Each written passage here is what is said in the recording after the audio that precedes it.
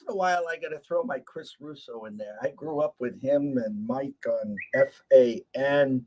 Um, God, I love those two. I love Chris. I love Chris. But anyways, yes, it's copyrighted. I don't have Bruce Springsteen playing right now. Is anybody awake out there? But it is what it is. It's Friday. The weekend's here. And yes, Dan is back. So glad he's back. We got to talk some lacrosse. Premier League game tonight. 3 tomorrow. Dan, what do you got? Sunday off now? You're coming back from vacation. And now, damn, you got Sunday off. Well, this is fantastic, fantastic news as we are at the dog days of summer. That gives him more time to get ready for his week 1 opener with the Philadelphia Eagles. Jalen Hurst, A.J. Brown, Devontae Smith. Don't sleep on Miles Sanders either. Don't call him Colonel Sanders. Miles Sanders. They're giving him away in the 6th, 7th round of my drafts right now. And I'm telling you, I'm grabbing them when I can. It's lightning in a bottle. I'll know early. I mean, I can back them up with a little Boston Scott. I think Goddard has a huge year as well. I think the defense will be better. They put pressure on the quarterback like no other. Here I am talking the Beagles. He's the Philadelphia insider. So without further ado, let's bring him on, the one and only, Mr. Dan Alexander. Let's go. See, that's the problem is I go on vacation, but vacation usually means no Friday chat with my man JD. And whoo, that intro got me all kinds of jacked up. If I wasn't excited that I'm back with my man up north, damn, am I excited now after that one. As you can see, you know when I'm rocking the jerseys, it's a hot one down here in Philly. Right after we're done, I'm going to be heading on down to the Philly Stadium. I'm catching my first Phillies baseball action this year. I'm going to be there alongside Ralph Michaels and Rob Vino. It's going to be a fun time. So, hey, even though there's baseball, we got lacrosse to talk, and so happy to be back with you, Jeff. How are you doing, brother? I'm doing great. We got the hot and humids all week.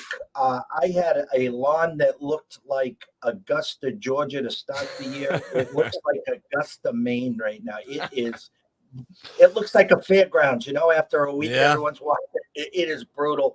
About your Phillies, I got kicked in the you-know-what last night. I had the team total over 5 and a hook. They put up 4 early. Then the rain comes. And I'm like, listen, this is perfect because here come the bullpens. I'll get my run like this. The game's over. It's a voided bet, but one of those that you left at the altar, you knew you were on the right side. That's the thing is you win a bet like that, Jeffrey, and you forget about it by the morning. You lose or get a bet voided like that, that shit's going to stew for 2 weeks on that one. So, yeah, bad beat on that one. And I had the Phils with the 1.5. So I was thinking the same thing as you. So luckily the voided bet, but, in the business that we're in, we almost look at a voided bet as a loss. You know what I mean? Some people say, sometimes a push from hell can be great. You know what I mean? When you think your bet's lost and then it's pushed, then it's voided. But those ones that we think, oh my God, this is going to be an easy cash after the delay is done. Those ones sting. So I'm stinging right there with you, Jeffrey. But we'll make it back in some lax action this weekend. Let's catch everyone up. It's been a few weeks since we met. All-Star break, life. Vacation, catch everyone up to speed where we're standing in the standings and getting ready for this weekend. The thing is, I mean, we thought we were going to be able to make money on the Cannons this year because we thought they were going to be underpriced all year long. They've just been bad. They still only have 1 win. They're not even covering spreads, so you can't even play them as underdogs. They're really the outlier to how great these underdogs have been. So that's really one of the surprising stories for me. We talked before our little break that we had about could the Redwoods come back. The Redwoods got another win. Like, they're not dead yet, but they have a really tough game this weekend because they're facing off against that Cannons team tonight at 9:00 Eastern, live on ESPN. Don't even need an app to see this one. Both of these teams kind of in desperation mode right now. So I think that's going to be a great matchup. But the thing is, when you look up and down the card this week, all 4 games have potential to be game of the week. Like, we only have 3 weeks left in the regular season. Only 1 team out of these 8 teams is not going to make the playoffs. So the fighting to see who's going to end up at that bottom, can Cannons make a run at it? It's a must win the rest of the way out. Do Redwoods continue to separate themselves a little bit? Winning the game this week would be pretty big. Other update that I have for you, Jeff, is just this MVP market. We usually like close at the end of the show, but I really don't think there's much to say about this MVP market because it looks like, according to all the steam, this is Trevor Baptiste's award to win or potentially lose. Trevor Baptiste, face-off guy for the Atlas. In professional lacrosse history, there has only been one other face-off specialist who has ever won the award. He was actually my guest this week on Over and Back, the Stars Aligned. Greg Gorenlian gave a lot of good insight on how that is. So to start this week, Baptiste was plus 400. And that was a bet that, our guys with Bet on Lacrosse, they really thought there was some value on that because he has kind of shown that it's kind of him and everyone else because the second leading points getter is Lyle Thompson. His team has 1 win. Hard to make a case for an MVP on a 1-win team. So 400 on Monday, within a matter of hours, hour and a half, Jeff, down to 275. He opens on BetMGM at plus 150. DraftKings starts panicking. They drop him down to 180. So we've seen 300 points of steam come in on a face-off player. He would only be the second face-off player to ever win this award. It's a fascinating market. I'm staying away from that because I'm still pissed off about how the MVP for NBA went. I ain't doing another MVP heartbreaker, but a lot of people thinking you can still get some value on Trevor Baptiste even at a short number like that. Question.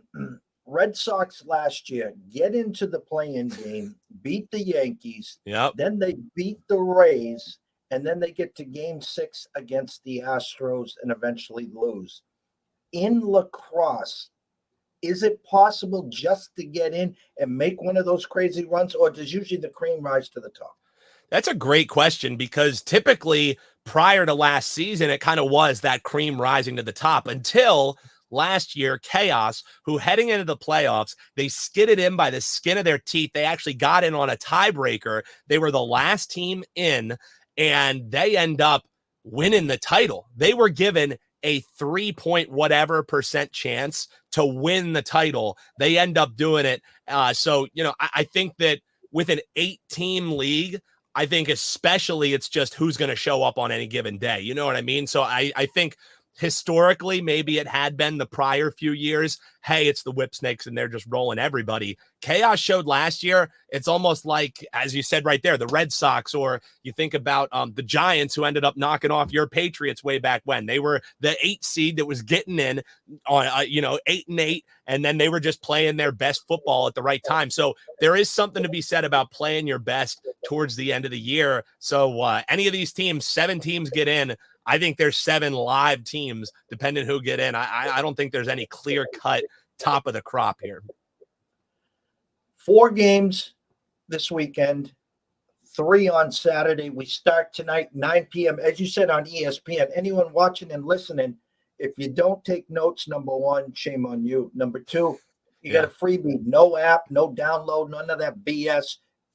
There's no need to watch baseball tonight. It's at 9 o'clock, so you can watch your baseball at 7:10. Unlike our buddy here, we'll be live, like the mayor, live in San Diego, sitting next to a damn dog yesterday. Man, it's Sherapan. I mean, this is just a charmed life. You know what I mean? He's there for a softball tournament. He finds his way to a ballpark. He's finding a dude who has a shirt on that says Effin' Dave on the back. I mean, this is like a simulation that guy's living in. I said this morning when he called, I says, we're just living our lives through you. So I could not say it any better. Anytime he puts a post up, follow him on Twitter at SportsBKConsig. That's how Jeff and I know each other. He's the guy who brings all of gambling Twitter together, the glue, so to speak. So I'm right there with you, man. You got to follow Dave. All right. Cannons at Redwoods. Money line. Redwoods minus 150. Cannons plus 120, under over 24 and a hook, both juiced minus 115. Redwoods minus a goal and a half, minus 105. You can get the Cannons plus a goal and a half, minus 125. Now, I'll be honest with you, Jeff. Since live betting's come into the fold on DraftKings and BetMGM, I have been maybe doing a little bit of a sprinkle, like half unit sprinkles on these pre-flop lines, because much like NBA, much like even NFL, if you have a strong handicap coming into a game, you're 9 times out of 10 going to be able to get a better line live. So I lean Redwoods in this game, and I'm just going to hope that the Cannons come out strong as they have every single game this year. They start off hot, and then they run out of steam at the end of the game. So I wouldn't fault you if you took Redwoods money line. I wouldn't even fault you if you laid the goal and a half with Redwoods, just because there's going to be people betting Cannons. Why, Jeff? Because it's a must win, right? The problem is with these must win spots, they're in must win spots because they've been dog shit all year. You know what I mean? Like, I never understood that. Like, well, this team needs it more than that team. Well, they need it because they suck. You know what I mean? So I am not all in on the Cannons. I got my buddy Hutton. He's on Cannons money line just because of the value you can get at plus 130. I would either play the Redwoods on the money line, or if you have live betting, wait. Cannon's likely going to have a lead at some point in this game. When they have that lead, let's swoop in and get a goal and a half the Redwoods, or get the Redwoods at some plus money take back, because I think the Redwoods do win this game. They're the better team. They also have plenty to play for too. They don't want to be in a race at the end of the season against Cannons. I think the Redwoods, while all the narrative says the motivation goes the way of Cannons, Redwoods are pretty pumped up for this game too. So I think Redwoods get this one home. I just think with live betting available, it's the same way as NBA. We hardly, unless we love a play, tell somebody to bet NBA pre-flop. And I've had some great success betting these games live, sending you some plays live as well. You know, we've been cashing, so people got to follow on Twitter for sure. That total at 24 and a hook seemed pretty spot on. It seems a little high to me. And honestly, I never like blindly bet anything, but I think this situational week, now that it's going to be playoff atmosphere, and we talk all the time that there's no such thing as a home game for any of these teams, right? Like, all of these teams travel every week. This is now the 9th week of travel, and they're going from down there in Texas all the way up to play in Colorado this week, playing at altitude. You always know the Denver Nuggets, they have a pretty good home field advantage. The Denver Broncos have a pretty good home field advantage. Why is that? Because they're just good at home. They have good fans? No, it's teams playing at altitude. So now all of these teams who have been traveling for 9 weeks straight now have to go and play at altitude in intense games, in games that are at different times. We have a 9 p.m. Eastern time start tonight. Tomorrow, the games got moved up due to impending weather. So your first face-off is going to be at 11:30. So there's a lot of changes for these teams, and they're playing at altitude. I lean under on every total this week, especially one that's a little higher. Yes, both of these defenses have been bad. Yes, you haven't been able to rely on their goaltenders, but I just think situationally this weekend plays towards an under weekend. I have to ask, is there a prop in this game that you looked at? Man, you read my mind, because while I'm not betting these games pre-flop as far as the sides and the totals, I got leans for you and plays that you can bet now if you can't bet live. Oh, now that they updated the way, because remember, I said I was leaning off of player props, because initially at the beginning of the year, they were only doing point totals, which I think is insanely harder to handicap. Will a guy get points? Because then the numbers would be skewed higher because they were trying to factor in points and assists. Now we just have goals. We have just save props. We have assist props. So I think there's a lot of money to be made. That was our big bread and butter last year, was these player props. We're getting Matt Cavanaugh at over just a half goal. Matt Cavanaugh plays for the Redwoods. This is minus 130 on MGM. There's some steam coming in on it. I'll be honest with you. Probably that steam is all the money that I've put on this game.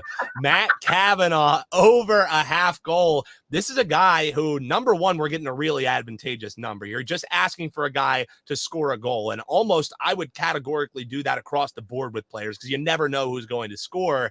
However, not only are we getting a really good number, we're getting a guy who's only failed to score in 2 games this year. So he scored 5 out of 7 games. We're just asking him to get a goal. He's done that. What would that be? Around like 80% of the time this year. So if he scored 5 out of 7 games and you're saying, oh, well, that could just be fluke, it's just puck luck, like what you and McGinnis talk about on Thursdays. The thing is, the opportunities have been there as well. Matt Cavanaugh has not failed in any game to take less than 3 shots. So he's taken 3 shots, 5 shots, 7 shots. This guy puts him on cage. We're just asking for him to get 1. Yes, okay, these can kind of be a roll of the dice, but we're not asking him to get 2. We're not asking him to get a hat trick. We're asking a guy who's been a big part of this offense. He's scored 2 straight weeks. Let's get another goal, Matt Cavanaugh, and let's cash a 130 ticket. Not too bad juice on a bet that I really like.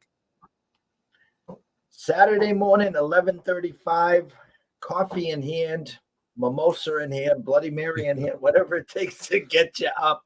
Chaos versus Chrome, money line, Chrome minus 145, Chaos plus 115, and under over 23 and a hook, juiced under minus 130. And get the Chrome minus a goal and a half and even money. Chaos plus a goal and a half minus 130. Yeah, I'm wondering, Jeff, are you a Bloody Mary guy? I can't do them, man. Do you get into the Bloody Marys much? If they are made correctly, that was my go-to in the What, you morning. do like the spicy one with the Old Bay and Tabasco? God, my girlfriend loves them, dude. I can't do it. I can't do it. I'll go mimosa all the way. And when I say mimosa, I mean champagne to the brim with a teardrop of some of that orange juice. So I'll have mine ready to go tomorrow morning. I'm also a Bailey's and coffee kind of guy. That's the way that I get down, Jeff. As far as this game, this is one that I might bet a little bit pre-flop. I'm head-to-head again with a couple different people, so this is kind of my contrarian play of the week. A lot of people are saying Chrome because of the bounce-back spot. You know what I mean? The problem is with Chrome, coming into the year, they were 20-1 to win the title. And then everyone was saying, oh, my God, look at this team. They started the year 4-0. Since that 4-0 point, they've lost 3 straight games. So people are saying now this is going to be the week that they're going to snap out against it because, oh, they're playing the Chaos. The Chaos aren't that great. The Chaos have scored 12 goals, 13 goals, 14 goals in 3 straight weeks. While they are only possessing the ball in the bottom half of the league, they have the highest efficiency on goal scoring. They're hitting their goals at 34%. You say that sounds pretty low. In lacrosse, that's pretty damn high. The next best team is Archers, right behind them at 33%. So I think people are just talking themselves into Chrome being the team that we thought they were. Maybe they were the team that was supposed to be before the year. Maybe they are that 20-1 shot, and they may have just come out of the gate a little bit hot. Give me Chaos plus 1.5. I'm going a little sprinkle on the money line too at a little plus 130. I wouldn't be shocked if Chaos pulled the outright upset here. I just think Chaos is a team that really hasn't done well as favorites. This is only the second time that they're going to be favored. So I don't know. I think people are buying into this Chrome team a little bit too much. Give me Chaos plus 1.5, a team that's been pretty good against the spread. It looks like Vegas was correct on the 20-1 shot. In other words, you get off to the hot start now. Reality set. Well, and that's the thing. And now if you're Chrome, really good insight by Greg Grenlian on Over and Back. You can check it out on PLL's YouTube page. Just search Over and Back PLL.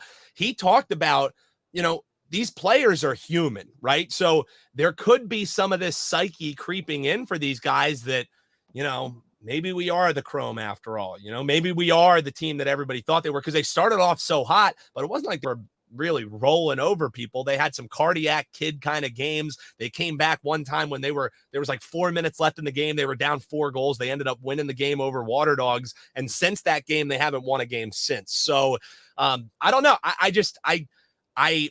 I bought into them early in the year. They cashed some tickets for us early in the year, but this is a show me game for Chrome. And in a show me game, I ain't laying a goal and a half. And I think there's enough value on the other side, not just to stay away, but to take that goal and a half and hopefully go cash it up at the counter. And your prop for the game. Oh, you knew I had one. And this is actually, I got 2 that I can't decide which I like more. So 2 best bets. And our best bets have been great, Jeff. So hopefully we get one right out of the gate. We're going over 10.5 saves For Sean Scanoni, it's minus 125 on BetMGM. Sean Scanoni has gone over this number 4 out of his 7 games. So again, that's not that great of a trend. That's not that great of a sample size. However, he only had 7 saves last week. And you're saying, what? So you're telling me he's not playing all that great? Well, he's only had, or excuse me, he has never had this season back-to-back games where he failed to have 11 or more saves. So I'm not saying it's a pull off the rubber band kind of trend, but it's a bounce back spot for him. Every time he's asked to bounce back, he's done just that. All we need is 11 saves from a guy who's done it 4 times this year, and I think he's going to be seeing some shots. I just talked about the improved offense for Chaos. They only have 143 shots on goal for the year, so that's the lowest in the PLL. However, we talked about with Chaos, this is a team who was missing all of their best players for the first 3 games of the season. In those first 3 games, only 54 of those 143 shots were put on cage. So this team has shot 64% of their goals since their players have come back. I think there's going to be opportunities. I think there's positive regression coming for Sean Scanoni. Give me the over 10.5 saves. It's also the lowest goalie total of the week. I always like going over those. It's cashed 3 out of the last 4 weeks. Is that your one prop on that game? That's the one prop I have on that game. The other prop I have will be coming in the last one. So we'll keep this Atlas Water Dogs one a little shorter because I think this one's a coin flip game. But what are the numbers that you got up north on this one? 2 p.m. start, Water Dogs and Atlas money line. Atlas minus 155, Water Dogs plus 125, and under over of 24 and a hook. Juiced minus 115 both ways. Atlas minus a goal and a half, minus 110. Water Dogs plus a goal and a half, minus 120. I lean under in this game just because I think Water Dogs are going to be trying to limit the opportunities that this Atlas very potent offense has. The Atlas have a face-off advantage, so I'm leaning under this 24.5. Again, I categorically lean under on all of these games. That's one that I bet myself for 1 unit, so under that 24.5 is the official play for me on this one. I also have a little sprinkle on a prop that I think is pretty fun because we were talking about Trevor Baptiste and his potential MVP run. Well, what would help him even bolster that MVP conversation? It would be cook this dude, Jake Withers, at the face-off stripe, go down, bull rush some mofos, and drop one into the back of the net. We're able to go over a half goal for Trevor Baptiste. It's not plus EV. It's just a hell of a fun bet because every time he's at the stripe, you have action now, and it's a plus 175 take back. So all we're looking to do, and you're telling me, well, you know, he's just a face-off guy. He gets on and gets off. Well, he's had 3 goals this season on 7 shots. So he's had opportunities here. He's making the MVP push.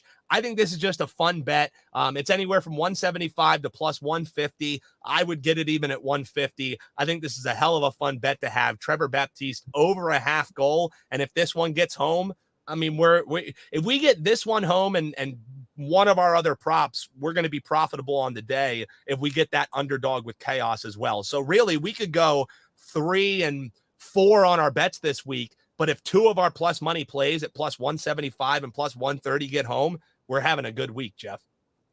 That's all that matters, right? That's all that matters, baby.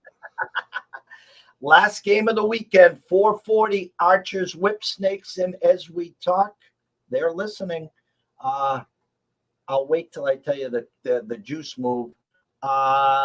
Whip Snakes minus 125 on the money line. Archers minus 105.